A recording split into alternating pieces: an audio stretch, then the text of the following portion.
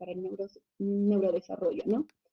Esta es una de las primeras causas prevenibles de lo que es el retraso mental, ¿no? Y también de las alteraciones del crecimiento a nivel mundial. Ahora, con respecto a lo que es la epidemiología, a nivel mundial se dice que la incidencia es de un caso de hipotiroidismo congénito por 2.000 recién nacidos vivos, ¿no?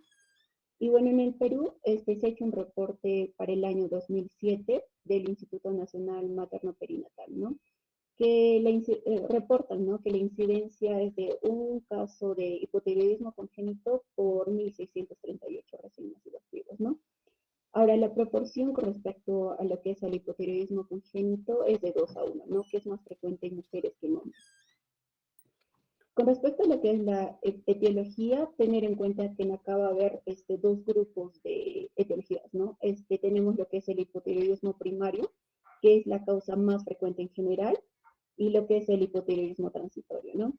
Dentro del hipotiroidismo primario, tenemos que tener acá dos causas importantes, ¿no? La principal, que va de un porcentaje de un 85%, es la disgenesia tiroidea, ¿no? Que puede ser por una ectopia, por ejemplo, cuando, bueno, la glándula suprarrenal la glándula tiroidea se encuentra en un lugar que no debería de estar. Aplasia cuando no hay glándula y leucoplasia, ¿no? Cuando la glándula tiroidea es pequeña. Y en un menor porcentaje vamos a tener a lo que son las dishormogénesis, ¿no? Que esto se va a dar en un 15%, ¿no? Que esto se va a dar por una alteración en la síntesis de las hormonas tiroideas, ¿no? Y bueno, por otro lado tenemos lo que son el hipotiroidismo transitorio, que dentro de acá tenemos dos importantes grupos, ¿no? Lo que es la deficiencia de yodo, que esta es la causa principal a nivel mundial, pero de hipotiroidismo congénito transitorio, que esto se va a dar sobre todo en áreas de deficiencia endémica de yodo, ¿no? Ahora, acá tener en cuenta, por ejemplo, que la deficiencia de yodo se va a asociar a los prematuros, ¿no? Porque se ha visto que en estos prematuros se les da con frecuencia fórmulas, ¿no? Y bueno, estas fórmulas tienen menores cantidades de yodo que la leche materna, ¿no? Ahora también tenemos el otro grupo que son las causas iatrogénicas, ¿no? Que esto es por el exceso de yoduro, ¿no? Que es, por ejemplo, puede ser por suplementos naturales, fármacos como por ejemplo la miodarona o antisépticos tópicos de yodo, ¿no? Ahora, con respecto a lo que son las manifestaciones clínicas, vamos a tener en acá tres escenarios, ¿no? Primero tenemos, y la más frecuente, que son los recién nacidos asintomáticos, ¿no? Que tiene un porcentaje de un 95%. Y bueno, esto se va a deber por el traspaso de la tiroxina materna, a través de la placenta, ¿no? Hacia el recién nacido. Ahora en acá, la longitud y el peso al nacer suelen estar dentro de los rangos normales, ¿no?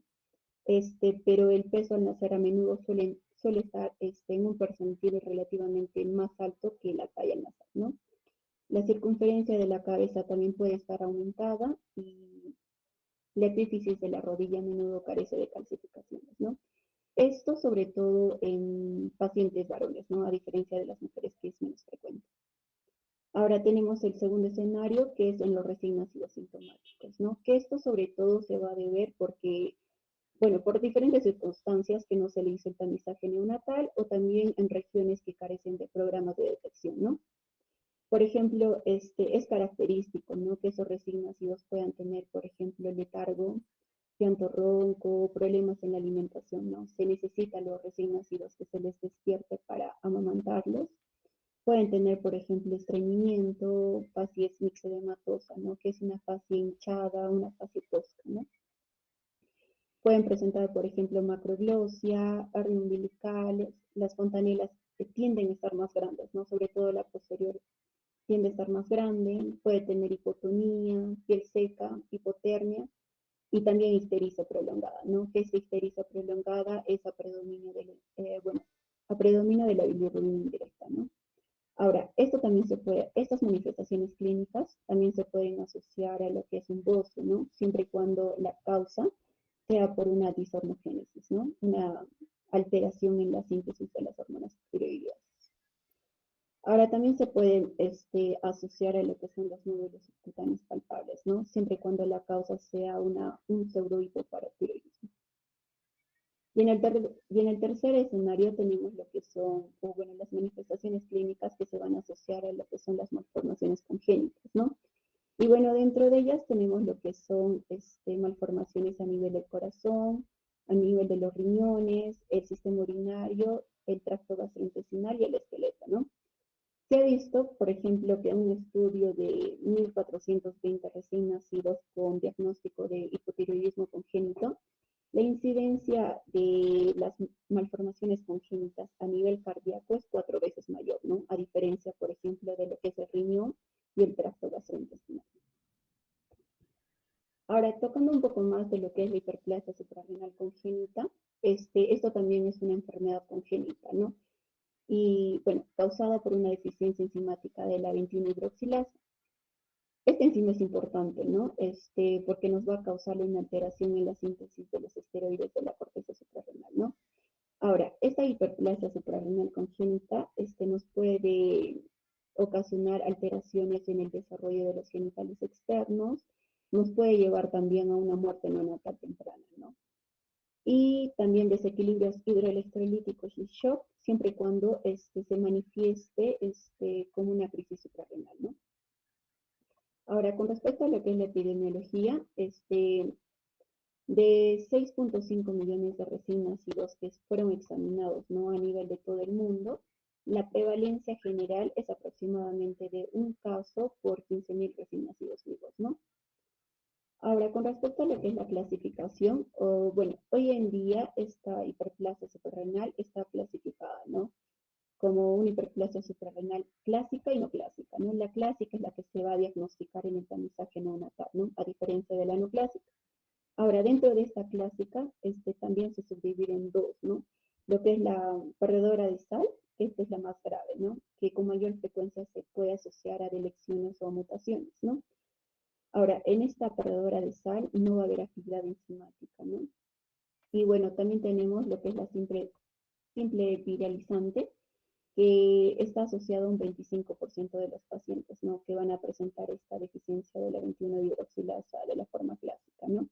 Es menos severa y bueno, van a tener actividad enzimática baja, pero detectable, ¿no? Ahora, con respecto a lo que son las manifestaciones clínicas, tener en cuenta el espectro de la enfermedad, ¿no? Que esto va a depender del grado de deficiencia enzimática, ¿no? Que puede ir desde una leve hasta casos más severos, ¿no? Por ejemplo, cuando hay una deficiencia de la 21 hidroxilasa no clásica, estas se pueden presentar como una pubarquia temprana en los niños de edad escolar. Pueden haber hirsutismo, irregularidades menstruales en las mujeres jóvenes o también pueden no tener síntomas, ¿no? Es muy variable la sintomatología. Ahora, lo característico, por ejemplo, de las manifestaciones clínicas de hiperplasia suprarrenal congénita es que presenten genitales atípicos, ¿no? Por ejemplo, en las mujeres es bueno, que tienen 46XX con el diagnóstico de con deficiencia de la 21 hidroxilasa clásico, estos van a nacer con genitales atípicos, ¿no? Como se puede observar en la imagen, va a haber un agrandamiento del clítoris, va a haber una fusión labial y, bueno, formación de lo que es un seno urogenital, ¿no? Ahora, a diferencia de los hombres que también van a presentar esta deficiencia de la 21 hidroxilasa clásica, se dice que los genitales pueden tener una apariencia normal, ¿no? Al nacer. No, pero puede haber hallazgos sutiles que nos pueden hacernos sospechar, ¿no? Que puedan presentar esta hiperplasia suprarrenal. Por ejemplo, lo que es la hiperpigmentación del escroto o también lo que es el agrandamiento del palo.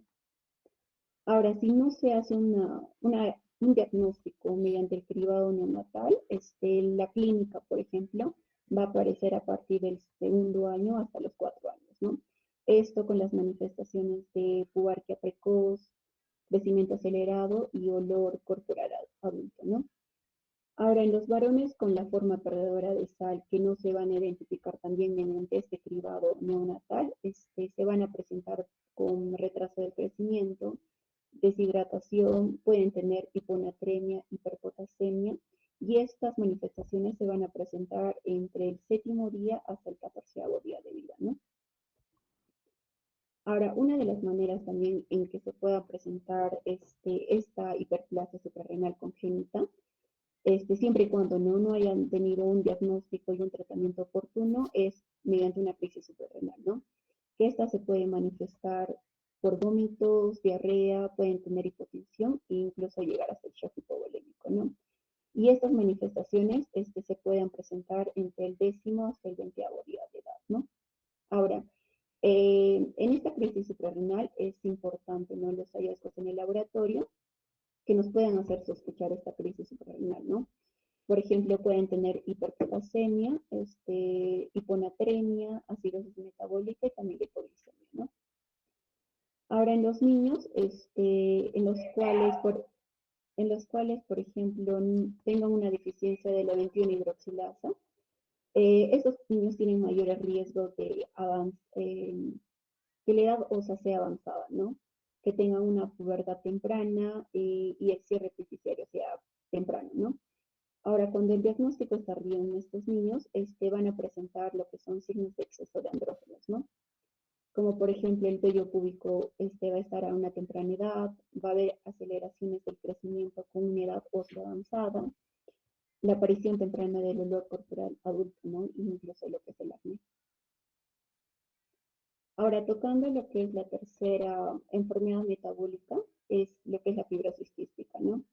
Esta es considerada lo que es una enfermedad genética multisistémica, que este es causado por un defecto genético, ¿no? En los canales de cloro, ¿no? Que va a producir aumento de lo que es el sodio en el sudor y también lo que es la viscosidad anormal.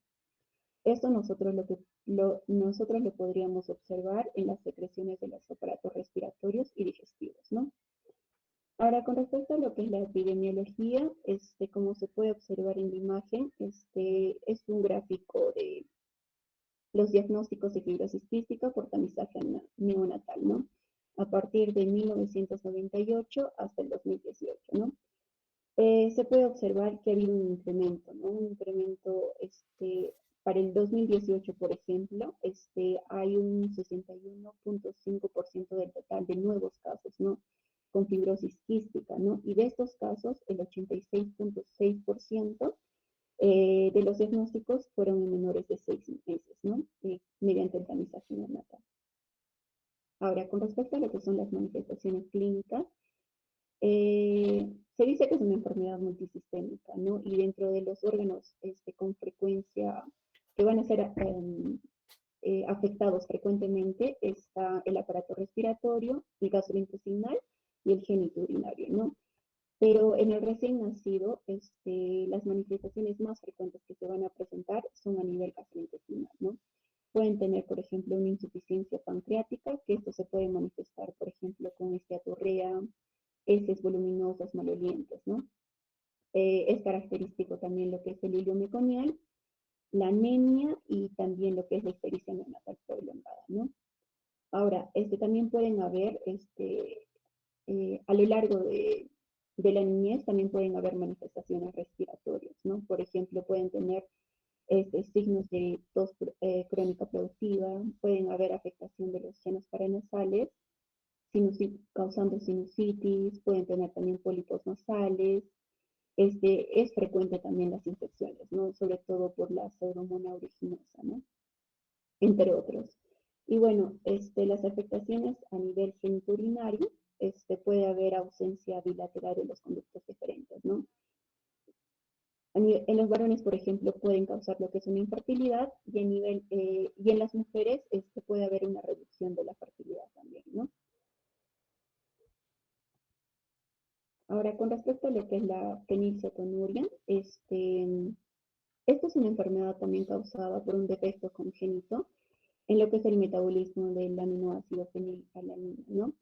Esto también es causa de una discapacidad intelectual irreversible, ¿no? Junto con lo que es el hipotiroidismo congénito, son las dos causas que van a producir lo que es el retraso mental, ¿no? Ahora, dentro de las manifestaciones clínicas, tener en cuenta que los recién nacidos suelen ser asintomáticos, ¿no? Sobre todo antes del inicio de los alimentos que contienen fenilalanina, ¿no? Por ejemplo, lo que es la leche materna, también las fórmulas infantiles, ¿no? Ahora, si no se detecta durante el periodo neonatal esta inicio de esta enfermedad tiene un inicio insidioso, ¿no? Y puede causar síntomas hasta la primera infancia, ¿no? Ahora, cuando no son tratados, ¿no? O cuando no son diagnosticados de manera oportuna y tampoco son tratados, lo que va a causar es una discapacidad intelectual irreversible. Pueden causar también convulsiones, anomalías del comportamiento, pueden causar también microcefalia y enfermedades en la piel, ¿no? Ahora, si no son tratados con intervenciones dietéticas continuas, después del diagnóstico del tamizaje neonatal, suelen presentar, ¿no? Secuelas neurológicas, ¿no? Suelen afectar sobre todo al lóbulo frontal, ¿no? Que es donde está el área de la cognición y de la función ejecutiva. Ahora entrando un poco ya a lo que es el tamizaje neonatal ya de las 4 enfermedades metabólicas, se tiene que seguir una serie de procedimientos, ¿no? Para lo que es para el diagnóstico, ¿no? De estas 4 enfermedades metabólicas. En primer lugar, se tiene que hacer la captación, ¿no? En la captación, nos da a entender que se tiene que, como su nombre lo dice, ¿no? Captar a todo recién nacido, independientemente de qué establecimiento de salud venga, si fue referido o si es de un parto domiciliario o independientemente de su procedencia, ¿no? Se le va a hacer la captación a todo recién nacido a nivel nacional. Luego de esto se tiene que hacer lo que es la toma de la muestra, ¿no? La toma de la muestra se va a hacer después de las 48 horas, ¿no? Del recién nacido. Ahora, en casos de que el niño haya sido dado de alta 48 horas antes, la toma de la muestra va a ser, ¿no? En la primera atención del control de crecimiento y del desarrollo del neonato, ¿no? A las 48 horas dadas de alta, o cuando el personal de salud cita al paciente, ¿no? Que eso debe de ser antes de los 7 días del nacido, ¿no? Luego, bueno, y estas son las indicaciones, ¿no? Para la toma de la muestra. Por ejemplo, en un recién nacido a término y posttérmino, que sea una condición sana, se les va a tomar, ¿no? La muestra a partir de las 48 horas de vida, ¿no? Ahora, si es un recién nacido prematuro, bajo peso, menos de 2.500 y embarazos múltiples, que también sea una condición de sano, a estos también se les va a pedir, o bueno, se les va a tomar la muestra a partir de las 48 horas de vida, ¿no? Pero en estos casos, por ejemplo, se tiene que hacer un retamizaje, ¿no? A los 15 días de la toma de la primera muestra. Ahora, si es un recién nacido enfermo crítico, también se le tiene que hacer, ¿no? Lo mismo que en los recién nacidos prematuros. Ahora, si es un recién nacido que requiere transfusión y está enfermo o crítico, una condición de enfermo crítico, en estos recién nacidos se les tiene que hacer la toma de la muestra antes de hacerles la transfusión, ¿no? Ya sea de sangre o de hemocomponentes. Ahora, si en los casos, ¿no? El recién nacido haya recibido ya esta transfusión, se debe de esperar 7 días después para hacer la toma de la muestra. Ahora, para la toma de la muestra necesitamos materiales e insumos, ¿no? Dentro de ellos vamos a tener lo que es la tarjeta de identificación con el papel filtro, que este es para el tamizaje neonatal, ¿no? Necesitamos también lancetas con cuchilla para tamizaje. Estas lancetas van a depender, ¿no? Si es un recién nacido a término o si es un recién nacido prematuro, independientemente. Vamos a necesitar también gasas, torulas de algodón, alcohol etílico al 70%, esparadrapo hipoalérgico, guantes descartables de diversos números, alcohol gel, el portatarjetero para el secado, los contenedores de desecho punzocortantes y el registro de los datos de la tarjeta en el software, ¿no? Ahora, como se puede observar, ¿no? Esta es la tarjeta, ¿no? Para la toma de la muestra del tamizaje neonatal. Que en la parte lateral se puede observar la hoja de filtro con los cuatro círculos para las gotas de sangre, ¿no? Ahora, para el procedimiento de la toma de la muestra, primero se tiene que hacer una información, ¿no? Ya sea al encargado del recién nacido, ¿no? Ya sea a la madre o al padre, y también hacerles firmar lo que es el consentimiento informado, ¿no? Para realizar esta prueba. Una vez informada la madre y hacerles hecho firmar el consentimiento informado, se les tiene que hacer la identificación, ¿no? Y el registro tanto al recién nacido como a la madre, ¿no? Y luego de esto, se pasa a lo que es a la higiene de las manos del examinador y la colocación de los guantes estériles, ¿no? Luego de esto se tiene que hacer, verificar lo que es la zona donde se va a hacer la punción, ¿no? Como se puede observar en la imagen, la zona de la punción se hace en el talón, ¿no? Tanto en la parte lateral izquierda o derecha de la superficie plantar, ¿no? Del talón, como se puede observar. Luego de esto, de haber localizado la zona de punción, se tiene que preparar esta área, ¿no?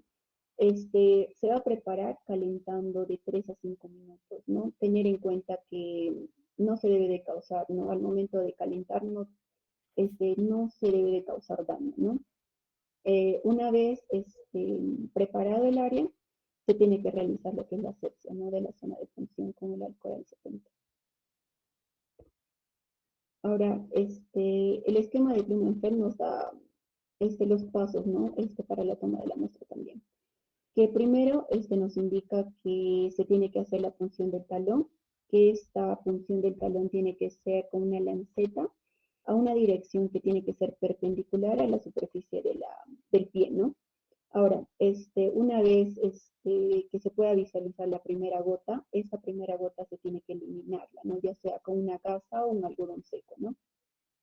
Luego de esto se tiene que recolectar la muestra de sangre en las tarjetas, como se puede observar en la imagen.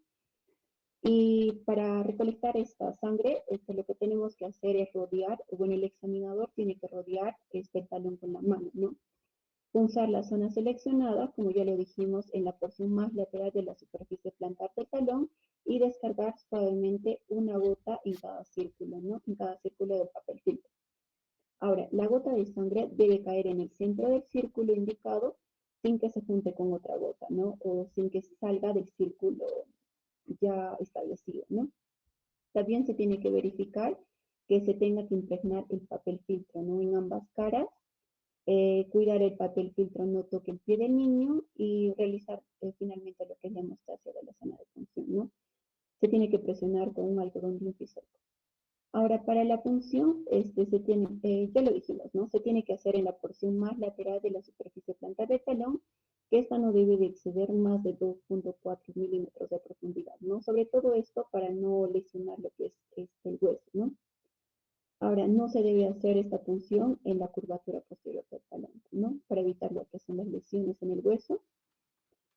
También no se debe de hacerse esta punción en sitios ya previamente puncionados, ¿no?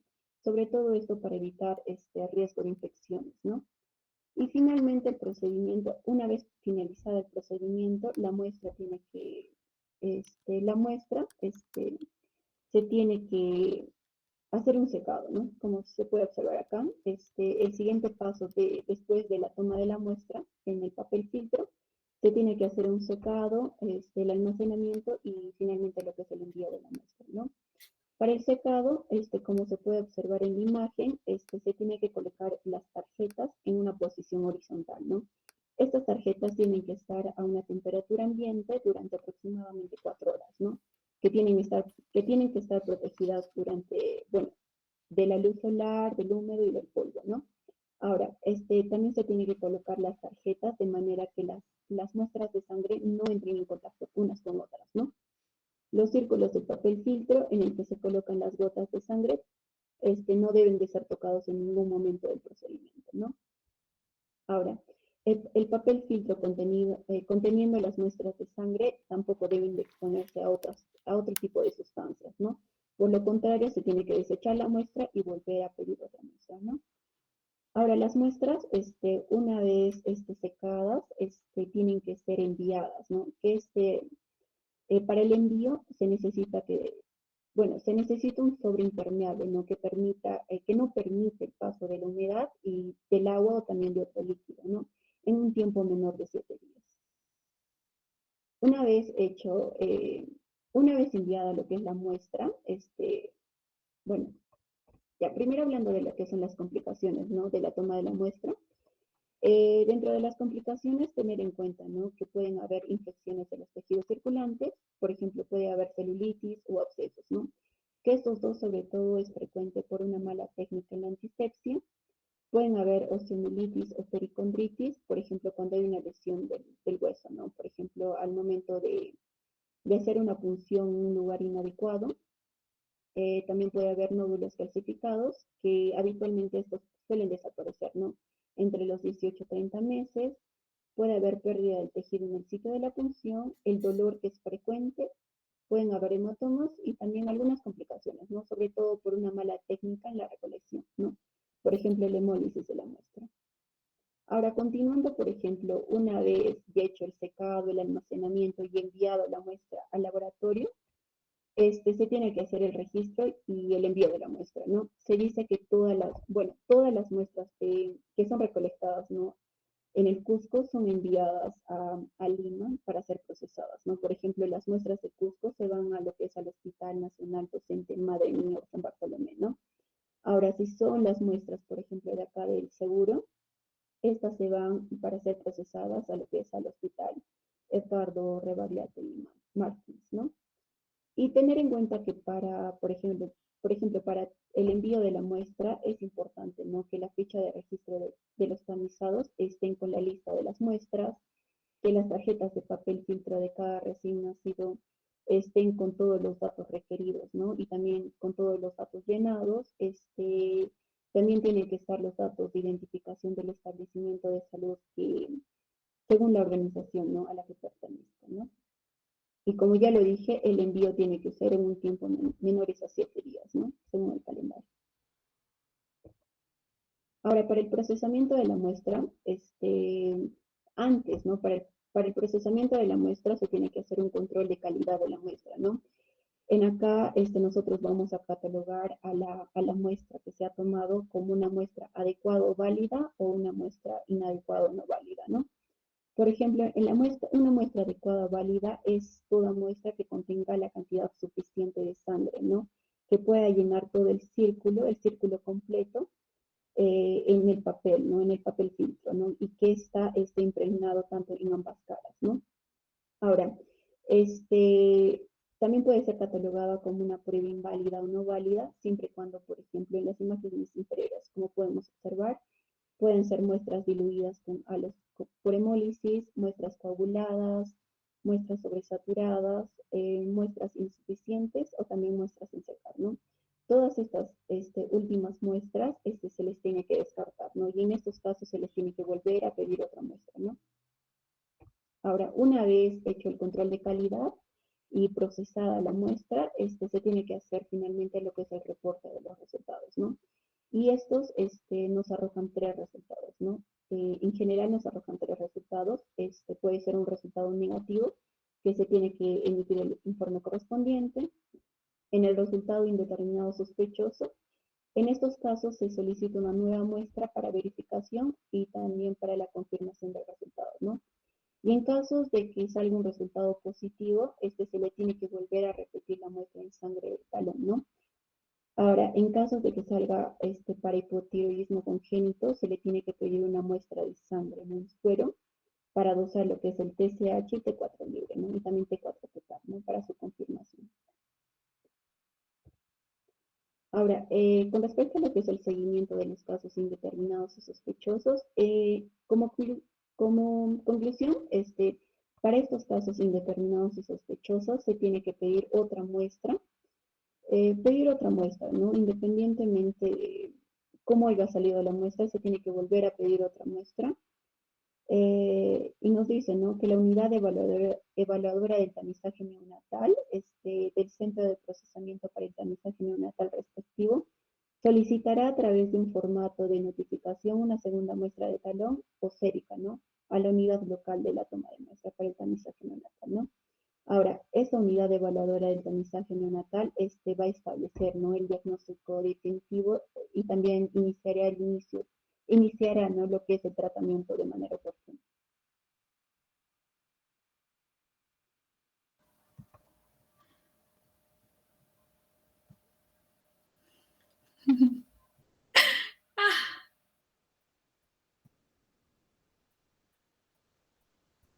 Bien, siguiendo con el tratamiento de alteraciones metabólicas, vamos a tener dentro de estas al hipotiroidismo congénito.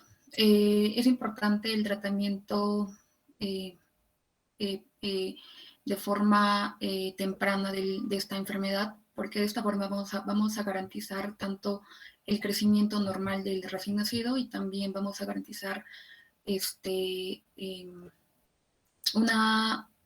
un adecuado desarrollo neurológico y cognitivo.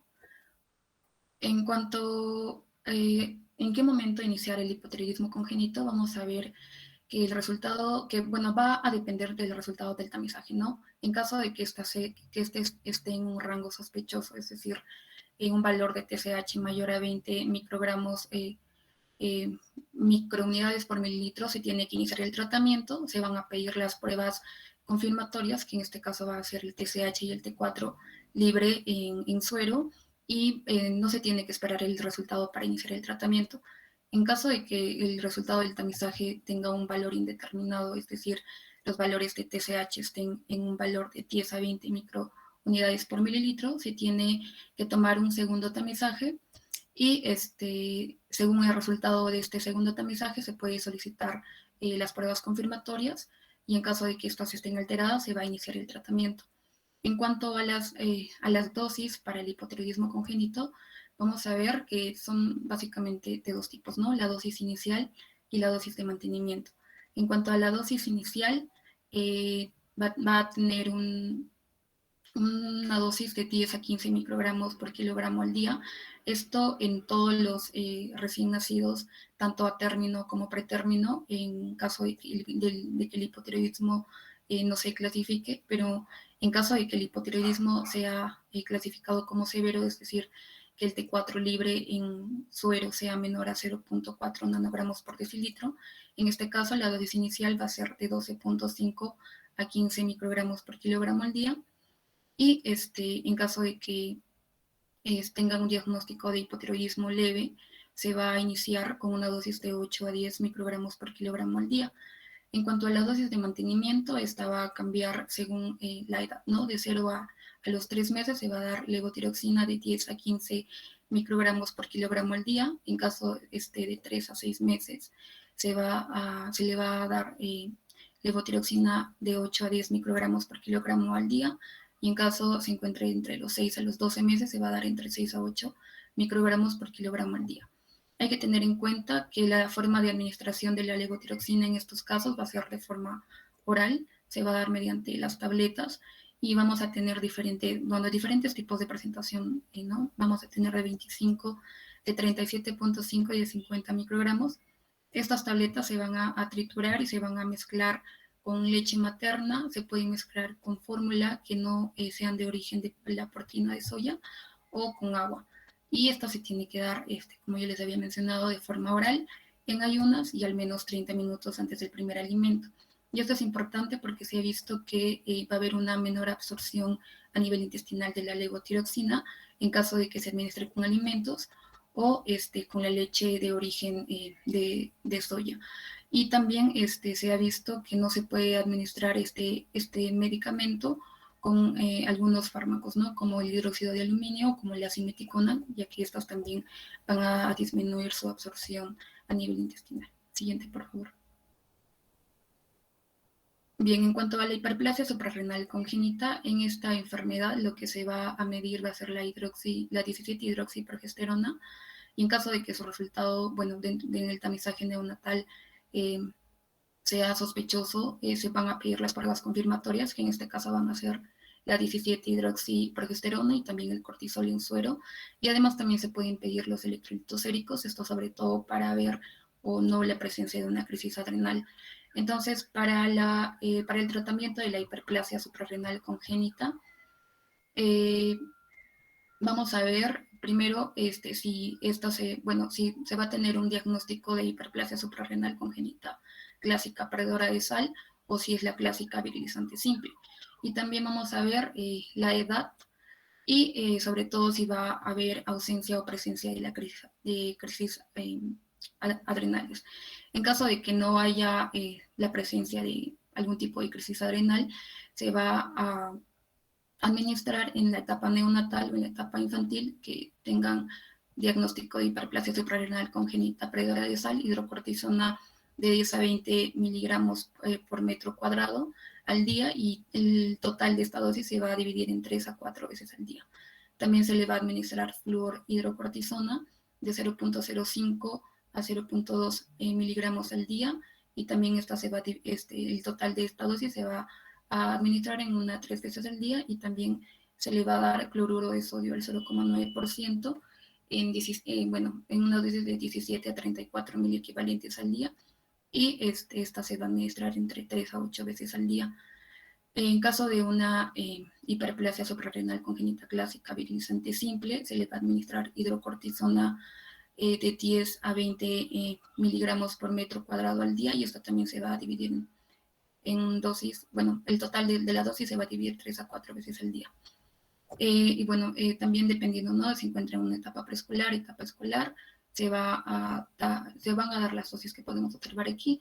Lo que importa ahora, o bueno, lo más importante en realidad es el tratamiento de la crisis adrenal, ¿no? Que se va a comportar como una emergencia médica. En este caso, primero tenemos que saber, bueno, saber cómo se va a presentar una crisis adrenal, que Gabriela ya lo mencionó, que en un recién nacido se va a presentar como vómitos, una mala alimentación que va a conllevar un retraso en el crecimiento, letargo, hipovolemia, también deshidratación, va a estar acompañado de alteraciones electrolíticas como hiponatremia, hiperpotasemia. También va a haber la presencia de hipoglucemia y puede llegar a un colapso cardiovascular, por lo que se tiene que dar cloruro de sodio en bolo de 10 a 20 mililitros por kilogramo, y posteriormente se le va a administrar hidrocortisona, también una dosis inicial de 25 miligramos en bolo, seguido de una dosis de 50 a 100 miligramos por metro cuadrado al día. Esta también, bueno, de forma intravenosa y cada 6 horas. Siguiente, por favor. Bien, en cuanto a la fenilcetonuria, en esta enfermedad lo que va a medir el tamizaje neonatal va a ser la fenilalanina. Y bueno, el tratamiento va a variar también, ¿no? Depende de la edad.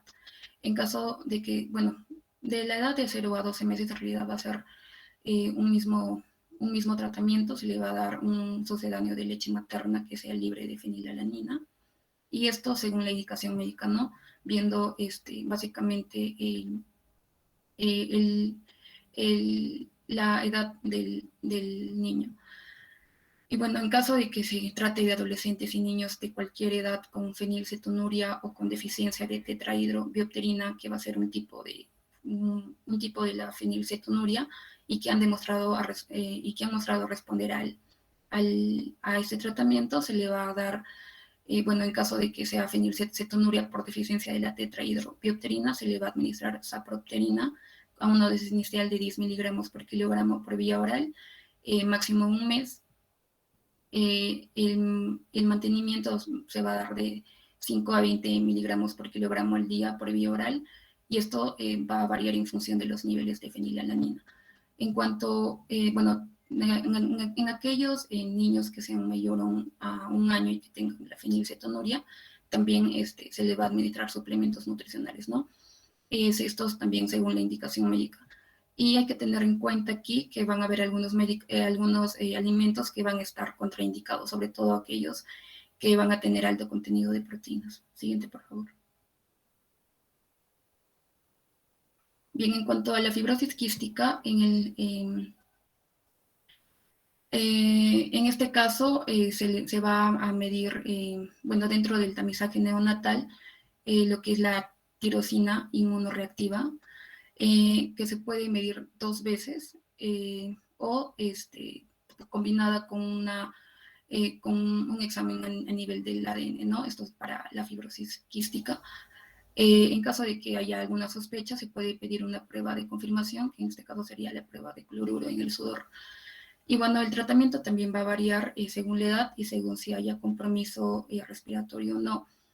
En caso de que se encuentre una edad de 0 a 5 años sin compromiso respiratorio, el tratamiento inicial va a ser básicamente la limpieza de las fosas nasales,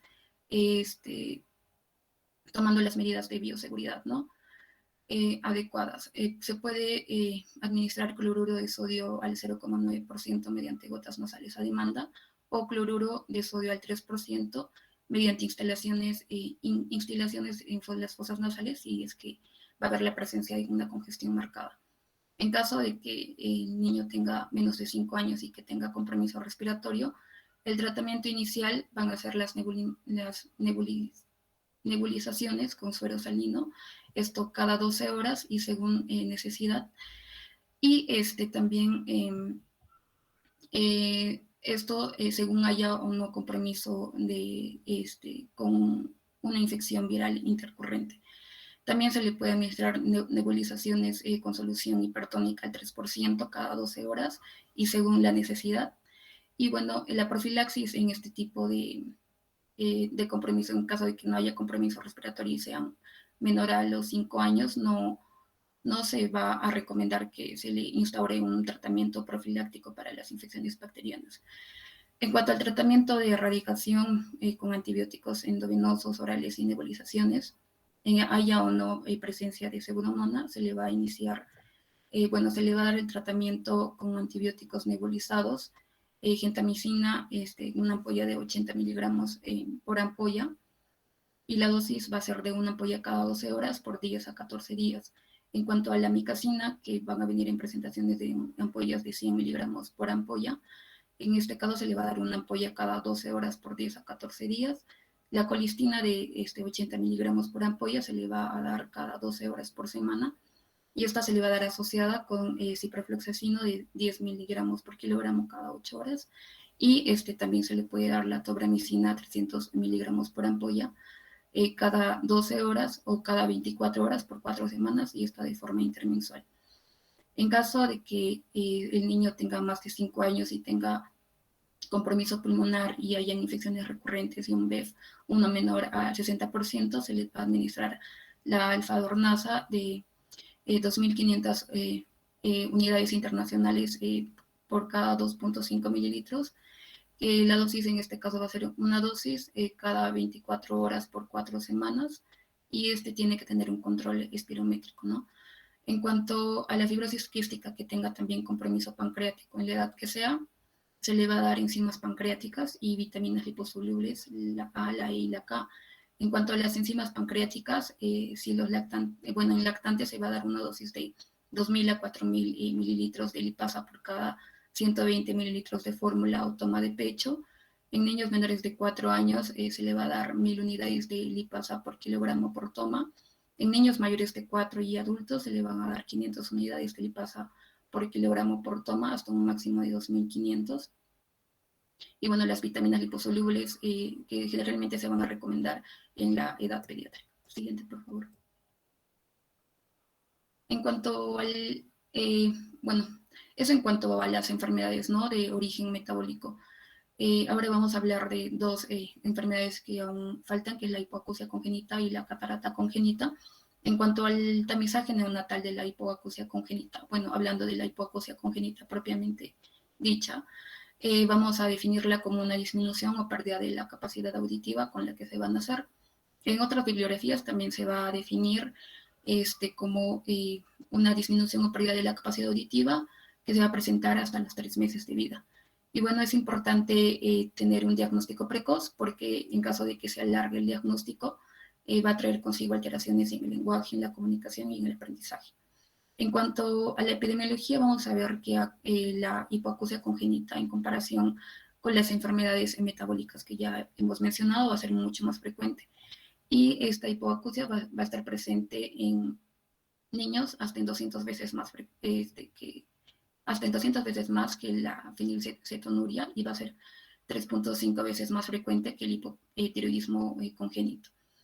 Según la OMS, la hipoacusia congénita se va a presentar en 5 de cada 1.000 nacidos vivos, la hipoacusia moderada en 3 de cada 1.000 nacidos vivos y la hipoacusia profunda en 1 de cada 1.000 nacidos vivos.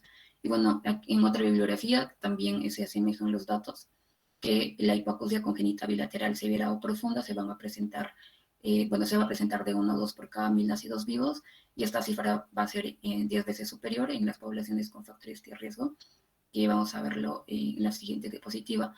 En cuanto a la causa de la hipoacusia en niños de forma general, se va a ver que la hipoacusia congénita se va a presentar en un 50% y de esta hipoacusia congénita las causas más frecuentes van a ser las de origen genético. Siguiente, por favor.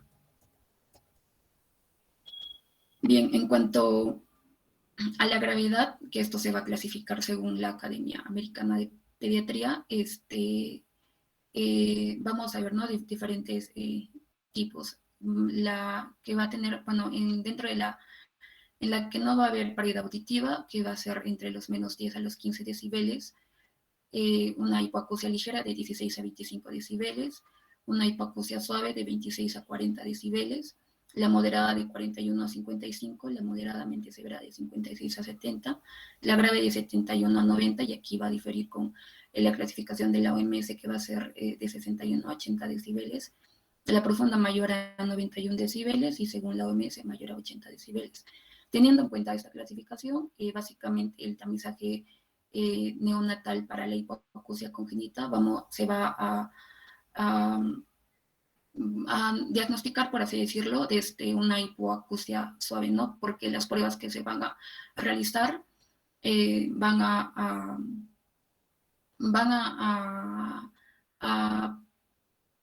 bueno, van bueno, a obtener los niveles de los decibeles por encima de los 35 decibeles, ¿no? En cuanto a los tipos, dentro de la pérdida conductiva, dentro de las pérdidas conductivas, vamos a tener que se va a dar por anomalías del oído externo o medio, y esta puede ser transitorias o permanentes. Dentro de las pérdidas auditivas neurosensoriales, se van a dar por anomalías de las estructuras del oído interno, y estas van a incluir las células ciliadas externas e internas de la cóclea y los componentes del octavo nervio craneal de la vía neural auditiva. También tenemos la neuropatía auditiva, que va a afectar el procesamiento neuronal de los estímulos auditivos, y en este caso puede afectar el octavo par craneal, el tronco encefálico auditivo o la corteza cerebral. En este caso, las emisiones otoacústicas no van a detectar este tipo de neuropatía, y los resultados van a salir como que pasa la prueba, ¿no? Es decir, un tamizaje normal. Y bueno, también tenemos la hipoacusia de pérdida auditiva mixta, en el cual va a haber tanto un componente conductivo como un componente, bueno, sea más la pérdida auditiva neurosensorial o la neuropatía auditiva. En este caso va a haber deterioro tanto del oído medio y del oído interno o del nervio auditivo. Siguiente. Bien, en cuanto a las causas y los factores de riesgo, como ya les había hablado, la causa genética va a ser la más frecuente dentro de la hipoacusia congénita. Dentro de estas, la causa no sindrómica va a ser la más frecuente, con un 35%. Sin embargo, también van a haber otros factores, tanto hereditarios, no hereditarios, e incluso complicaciones durante el embarazo o el parto, que pueden aumentar las probabilidades de la hipoacusia congénita. Dentro de estas tenemos los factores prenatales adquiridos. En este caso tenemos las infecciones perinatales, bueno, en todas las que van a incluir al TORCH, y también el VIH y el Zika. También la diabetes materna, medicamentos prenatales como los antipalúdicos, los aminoglucósidos y la isotretinoína, y también trastornos maternos por consumo de sustancias. En cuanto a los factores postnatales adquiridos, los recién nacidos con muy bajo peso al nacer también se van a considerar como factor de riesgo. La isquemia o la asfixia perinatal, de igual forma la hiperbilirrubinemia grave, y entre otros factores tenemos la puntuación de APGAR baja por debajo de 4 al minuto o por debajo de 6 a los 5 minutos. Dentro de bueno, también los niños que van a estar internados en UCI van a tener, más de 5 días, van a tener un mayor riesgo de presentar una hipoacusia congénita. ¿No? Eso sobre todo por la ventilación mecánica, más de 5 días también. La meningitis, medicamentos ototóxicos como los aminoglucósidos o los diuréticos, la hipertensión pulmonar persistente recién nacido, y también el hipotiroidismo y los trastornos genéticos, ¿no?, que pueden estar presentes. También tenemos como factores de riesgo los antecedentes familiares de hipoacusia, que sea de hipoacusia permanente en la infancia, también las malformaciones craneofaciales que pueden formar parte de síndromes, y la sepsis neonatal. Dentro de la causa genética, se van a presentar como parte de síndromes también, ¿no?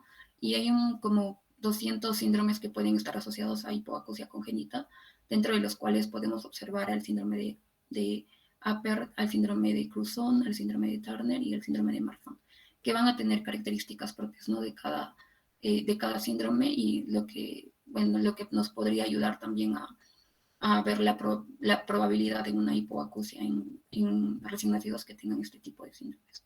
Siguiente, por favor. Bien, en cuanto a las causas y factores de riesgo de la pérdida auditiva de recién nacido, bueno, aquí vamos a observar la relación, ¿no?, que va a tener los tipos, el lugar de lesión y cuál sería una probable causa, ¿no? Por ejemplo, en caso de una hipoacusia transitoria de tipo conductiva y que esta esté alterada a nivel del oído externo, esta se puede dar por una obstrucción del canal auditivo por el cerumen o por la presencia de líquido amniótico, o también por la presencia de escombros en el canal auditivo. En caso de que haya una alteración a nivel del oído medio, esta se puede dar por una otitis media aguda, por derrame en el oído medio o por la preparación de la membrana timpánica. En caso de que haya la presencia de una hipoacusia conductiva de tipo permanente y la lesión es en el oído externo, podría ser por una nariz congénita o por una microtia congénita. En caso de que la lesión esté en el oído medio, se puede dar por anomalías en la cadencia muscular, por fractura temporal que se puede dar por trauma del parto y también anomalías craneofaciales. Las hipoacusias tanto neurosensoriales como neuropatías auditivas, en las que frecuentemente se van a asociar los factores de riesgo que hemos observado antes, ¿no? La sepsis bacteriana, las infecciones congénitas, el uso del ECMO, la prematuridad extrema, los trastornos genéticos, la encefalopatia isquémica, los medicamentos, la hiperbilirubinemia, etc. Siguiente, por favor. Bien, si bien la hipoacusia no se puede diagnosticar en un recién nacido, ya que esta generalmente se va a sospechar alrededor de los 2 años, podemos tener algunos signos de alerta que nos podrían hacer pensar en esta enfermedad.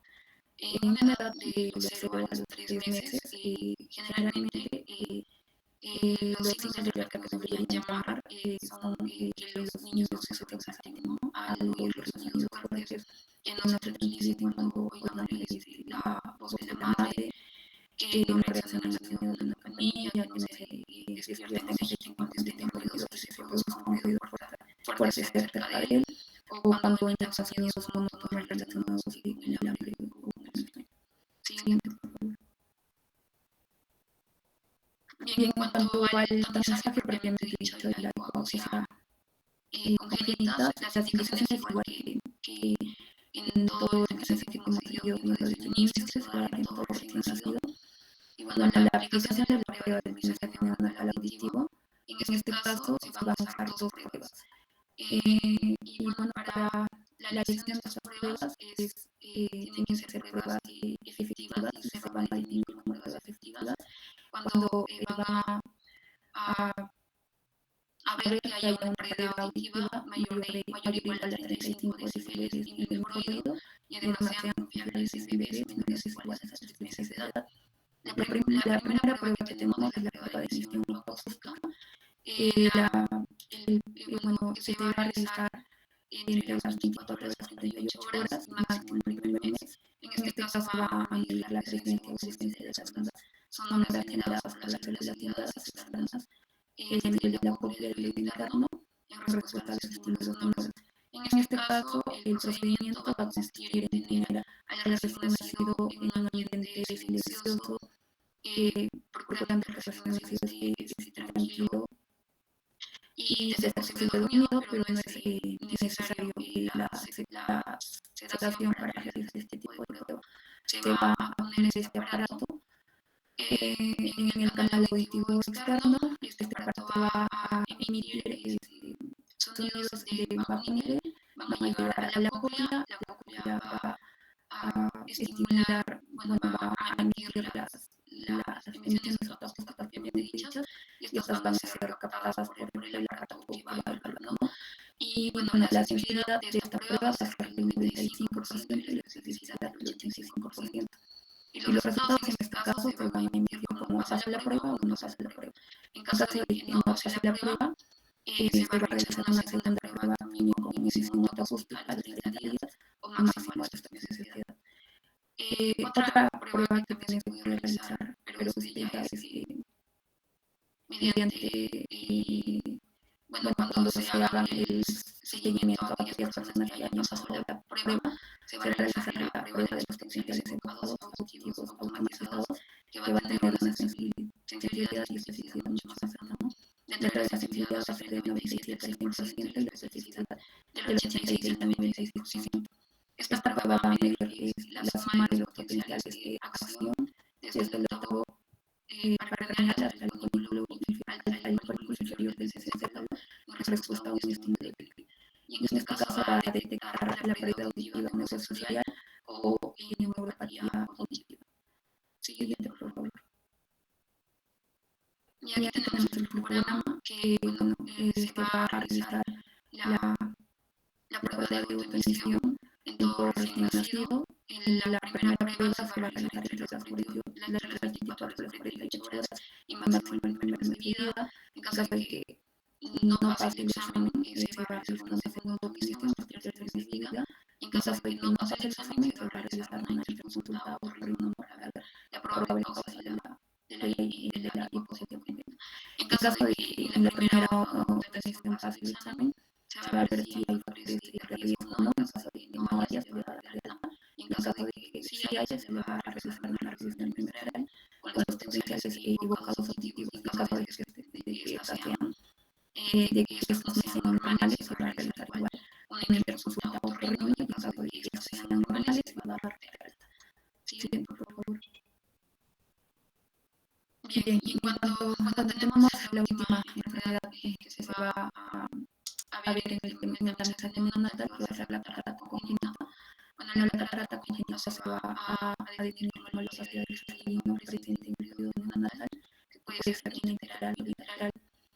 Dentro de la epidemiología, se va a ver que es más frecuente en países en desarrollo en comparación a los países desarrollados. En los países en desarrollo se va a observar de 1 a 1.5 por cada 1.000 nacidos vivos, y la prevalencia en los países desarrollados va a ser de 1 a 3 por cada 10.000.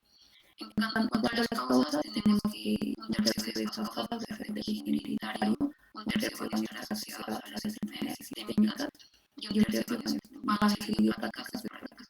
Dentro de las enfermedades sistémicas a las que pueden estar asociadas, tenemos sobre todo las anomalías cromosómicas, síndrome de Down, síndrome de Turner, también los síndromes craniofaciales, como el síndrome de Apgar, el síndrome de Cruzón, que también podría tener presente la hipoxia congénita. Y bueno, también las infecciones transferibles, ¿no? Como el coronavirus, el herpes simple, el varicela, la rubiola, la sífilis, y el toxoplasma. Siguiente, por favor. Bien, en cuanto a la presentación y los factores de riesgo, bueno, vamos a ver los antecedentes familiares, también el comportamiento visual normal. Y para esto tenemos que tener en cuenta cómo es un comportamiento visual normal en una recién nacido, ¿no? Bueno, aquellos que tengan un menor de 1 mes de edad, vamos a ver que lo normal es que el niño quiere sus ojos en la cabeza para mirar hacia la luz, que se realiza un seguimiento horizontal, en contacto visual a las 6 a las 8 semanas. En cuanto se tiene una edad de 2 a 3 meses, el contacto visual va a ser más intenso. El seguimiento va a ser en este caso va a ser más vertical y circular. Y bueno, también va a estar interesado en los objetos móviles, en la altura de las huellas, y así podemos observar cómo va a ser un comportamiento sexual normal en cada edad de vida hasta los 6 meses de vida. También algo que nos llamaría la atención es la asimetría del reflejo rojo, la leucoria, la sensibilidad, sobre todo en los 2 a 3 primeros meses de vida, y los hallazgos extracurriculares que podríamos encontrar en presencia de una infección congénita o la presencia de enfermedad. Siguiente, por favor. Bien, en cuanto a las indicaciones, de igual forma se va a indicar por recién nacido, y la normalidad de esta prueba va a constituir un requisito para el acceso hospitalaria. Bueno, en este caso, la evaluación ocular va a evaluar la transferencia de los medios del sistema óptico y bueno, va a constar de cuatro, ¿no? La inspección ocular, el reflejo de parpadeo, el reflejo pupilar y el reflejo rojo, también conocido como el de Brun. En este caso, lo que va a evaluar el tamizaje va a ser básicamente el reflejo rojo. Además, también en la evaluación ocular tenemos que observar la historia familiar de los factores de riesgo ocular y de la presencia o no de las alteraciones. En este caso se va a definir con niños con alto riesgo ocular, aquellos que tengan antecedentes de ranabilidad, aquellos que tengan una historia familiar de catarata congénita, de glaucoma congénito, de retinoblastoma y enfermedades neurológicas indicadas, aquellos que tengan miopía y estrabismo en primer grado. Siguiente, por favor. En cuanto a la refleja de rojo, la prueba de Brunner, bueno, se le va a colocar al recién nacido de cúbito dorsal sobre la mesa de procedimientos. En este caso, el médico que va a realizar esta prueba se va a colocar un eje visual igual al recién nacido. Y bueno, antes de esto tenemos que observar que el niño esté tranquilo y tenemos que calibrar el aparato en un grado de 0. Una vez que todo esté preparado, se va a realizar el reflejo rojo, la prueba de Brunner, en el cual el médico va a observar la presencia del reflejo naranja o rojizo bilateral asimétrico a nivel de la pupila. En caso de que esto sea así, se va a informar como un resultado normal. Y en caso de que haya ausencia de reflejo en ambos ojos o sea asimétrico como en la segunda imagen o la presencia de leucoria como en la tercera imagen o puntos negros o en uno o ambos ojos, en este caso se va a informar como un reflejo o una prueba de Brunner anormal y se tienen que ver las pruebas de causas, ¿no? Podría ser por una opacidad corneal, como los linfomas, por las cataratas propiamente dichas, por la hemorragia vítrea y por la presencia de tumoraciones retinales como el retinoblastoma. Siguiente, por favor. Bien, y por último tenemos el flujograma, que bueno, la evaluación del reflejo rojo no se va a realizar en todo recién nacido antes de ser dado de alta. En caso de que esta sea normal, se debe realizar una inspección o un examen físico a nivel visual de forma completa, en el cual va a incluir la inspección. También se va a evaluar la presencia o ausencia de la historia familiar de problemas visuales o enfermedades o enfermedades condicionantes. En caso de que no se tenga, se va a determinar como recién nacido en el valeroso y en caso de que sí tenga, se va a registrar con el CIE-10 y se va a referir hacia un oftalmólogo, ¿no? En caso, de igual forma, de que la evaluación del reflejo rojo sea normal, de igual forma se va a registrar con el CIE-10 y se va a referir o se va a dar de consulta a un médico oftalmólogo. Y bueno, en este caso, el oftalmólogo va a realizar los diferentes exámenes, ¿no? Para buscar las causas de catarata congénita o de la prueba normal que va a dar el reflejo rojo. Siguiente, por favor. Y eso sería todo. Gracias, doctor. Muy bien, gracias a los ponentes. Si hay alguna pregunta, alguna intervención de parte del auditorio.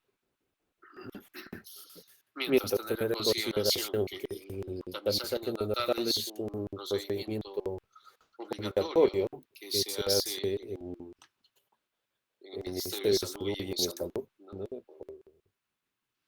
Cuando el niño nace, y generalmente se le hace después de las 48 horas de vida. Si se va antes, se le tiene que citar al niño para que pase con el tamizaje neonatal. Si bien es cierto, el tamizaje neonatal varía mucho en cuanto referente al país. Hay quienes hacen para 4, para 6, para 8. En Estados Unidos se hace para más de 20 enfermedades. En Perú lo que estamos haciendo es para hipotiroidismo, fenilcetonuria, fibrosis quística e hiperplasia suprarrenal congénita. Son las cuatro enfermedades metabólicas en las cuales hacemos el tamizaje. Pero son muchas las enfermedades, ¿no? Si bien es cierto, nosotros hacemos para una sola enfermedad en relación a aminoácidos, que es la fenilcetonuria, en Estados Unidos se hace para mucho más alteraciones metabólicas en cuanto a aminoácidos. También hay tamizaje para alteraciones en los ácidos grasos y también contra hemoglobinopatías, ¿no? Por ejemplo, talasemias. Son un montón de alteraciones bioquímicas a nivel enzimático, a nivel de aminoácidos, a nivel de ácidos grasos, a nivel de glóbulos rojos, en cuanto a talasemia que se hace.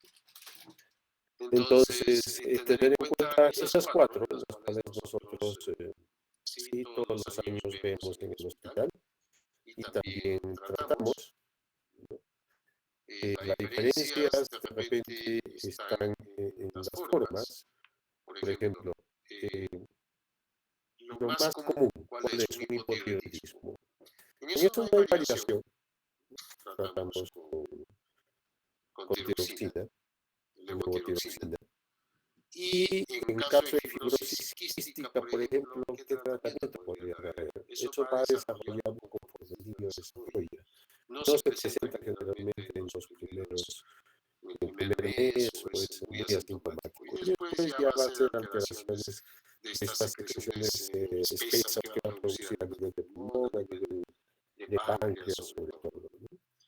En cuanto a hiperplasia suprarrenal congénita, que también tenemos bastantes casos durante un año en el hospital, el tratamiento, si no contamos con la fludrocortisona, que sería lo ideal, utiliza la hidrocortisona como reemplazo, ¿no? Para evitar la pérdida de sal, ¿no? La deshidratación de estos niños. Vemos todos los tipos, quien nos clasifica los tipos ya es en Lima. Si bien es cierto, el tamizaje nos dice que es sospechoso, todo tamizaje que llega después generalmente de 1 o 2 semanas al resultado, hay que confirmarlo, ¿no? Y hay que confirmarlo con dosaje, como ya lo han dicho sus compañeros, en el caso de hipotiroidismo, por ejemplo, hay que pedir, ¿no? TSH, T4 libre, ¿no? Los valores, ¿no? O hacer un seguimiento en hiperplasia suprarrenal congénita mediante el dosaje de 17 hidroxiprogesterona, ¿no? En el caso de fibrosis quística, pues es mediante el test del sudor, es una prueba de cloro en el sudor. Y en fenilcetonuria, sí, lo que hay que identificar es la fenilalanina, ¿no? Porque hay una alteración del metabolismo de la fenilalanina, por lo tanto la fenilalanina se acumula en nuestro cuerpo. Y en el niño recién nacido pues produce una serie de alteraciones, sobre todo a nivel neurológico, produciendo retraso mental.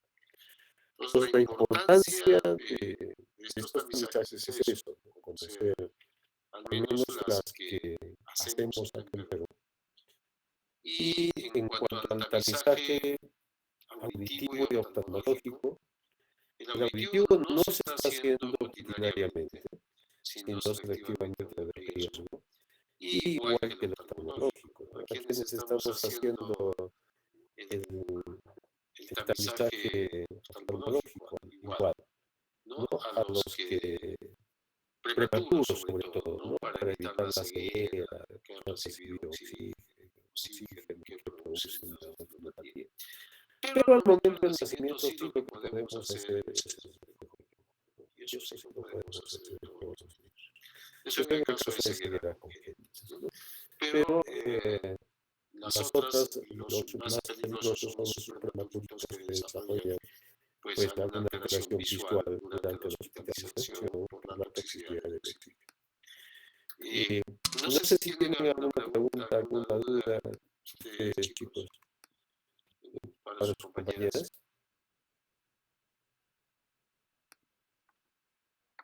Doctor, buenas tardes, doctor. Vale, dime. Doctor, ¿el tamizaje lo vamos a hacer en todos los bebés o solo en aquellos que tengan factores de riesgo? ¿Cuál tamizaje? O sea, todo en general para todas las enfermedades metabólicas, con el hipotiroidismo. No, es obligatorio todos. Al 100%. El tamizaje neonatal con las gotitas que han visto que se hacen las placas es obligatorio para todos los niños.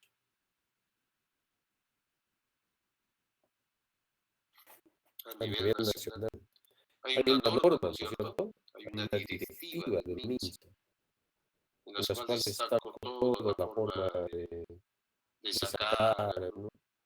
la gotita, que si van a eliminar o no, cómo van a limpiar, dónde van a hincar. Ya les ha mostrado el diagrama del pie, en las cuales dónde se debe pulsar al bebé para obtener la sangre.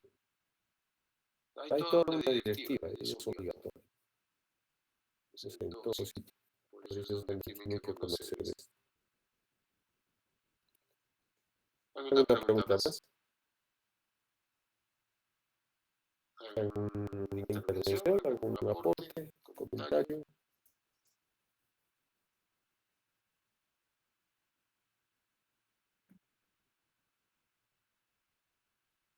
Muy bien. Entonces nos vemos el día jueves. Vamos a empezar con el capítulo de malformaciones. Ya el jueves, ¿sí? El jueves hago todo lo que es malformaciones congénitas. Sí. Muy bien.